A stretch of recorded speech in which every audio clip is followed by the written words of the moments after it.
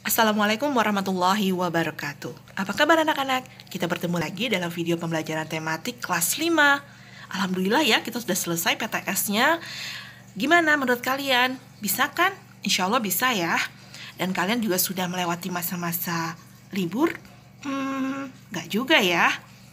Oke deh, kita langsung aja yuk. Pada video pembelajaran kali ini, Bu Maya akan membahas beberapa hal. Buncis, makanan lezat, sehat, bermanfaat bagi tubuh Anda. Mengandung serat, protein, karbohidrat, dan vitamin. Direbus, dikukus, dipanggang, beku, matang, utuh. Tetap nikmat. Beri 1 dan dapatkan 99 potong gratis di pasar terdekat. Buncis, lambung senang, hati tenang. Maaf, videonya Bu Maya sekarang ada iklannya. Iklan itu berasal dari bahasa Arab loh, i'lan, yang artinya pengumuman. Tujuannya mengenalkan produk, barang, atau jasa kepada halayak. Kalimatnya berupa kalimat yang menarik, singkat, dan padat. Misalnya kalian ingin menawarkan barang atau ada diskonan. Kita lihat yuk macam-macam iklan. Ada iklan media cetak, iklan media elektronik, dan iklan di tempat-tempat umum. Ini adalah beberapa contoh iklan yang ada di media cetak. Iklan di media cetak menggunakan kalimat yang singkat, padat, dan jelas. Karena pada umumnya orang tidak akan berlama-lama untuk membaca sebuah iklan. Iklan di media cetak bisa dicantumkan di koran maupun di majalah. Yang kedua adalah iklan media elektronik. Seperti iklan sereal berikut ini. Iklan media elektronik bisa ditaruh di televisi maupun di internet dan juga radio.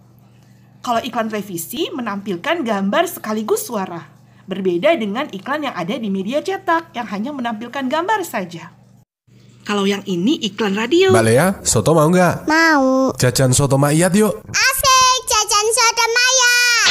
Bukan soto mayat, tapi soto maiyat. Lah iya mayat, Pak.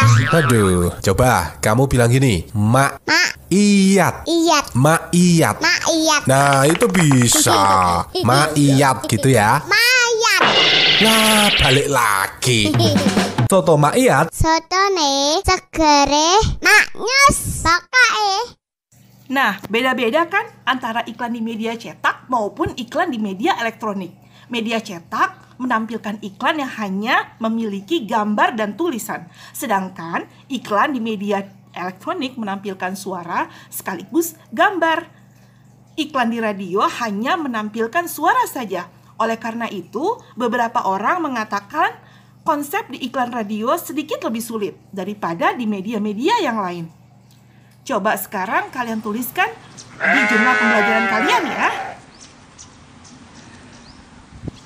Setelah kita bicarakan iklan, sekarang kita bicarakan tentang makanan yuk.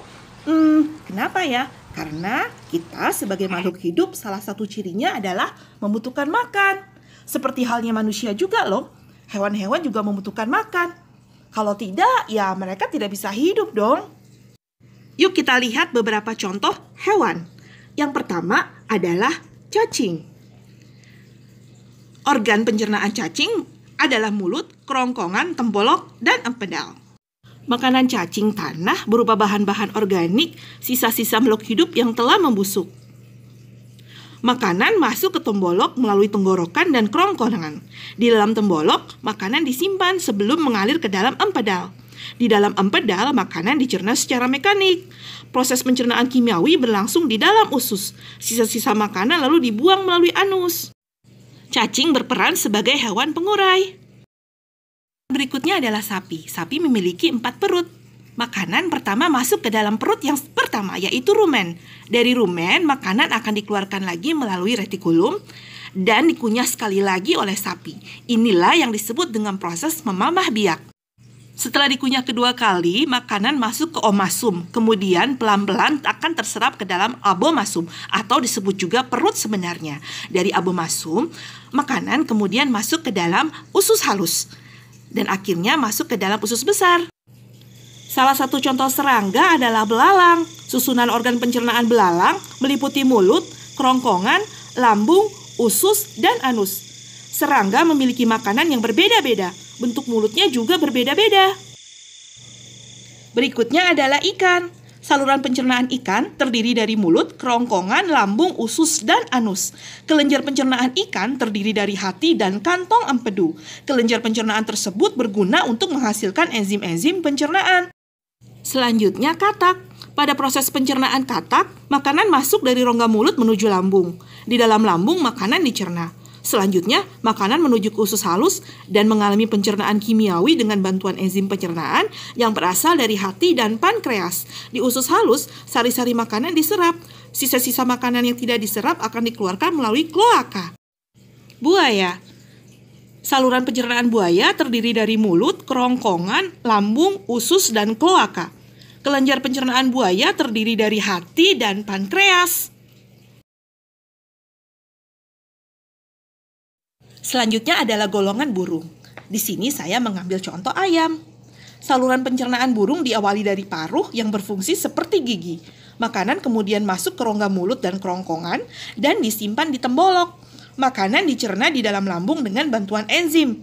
Sari-sari makanan diserap di dalam usus, lalu sisa pencernaan dibuang melalui kloaka. Masya Allah, organ pencernaan hewan itu berbeda-beda ya.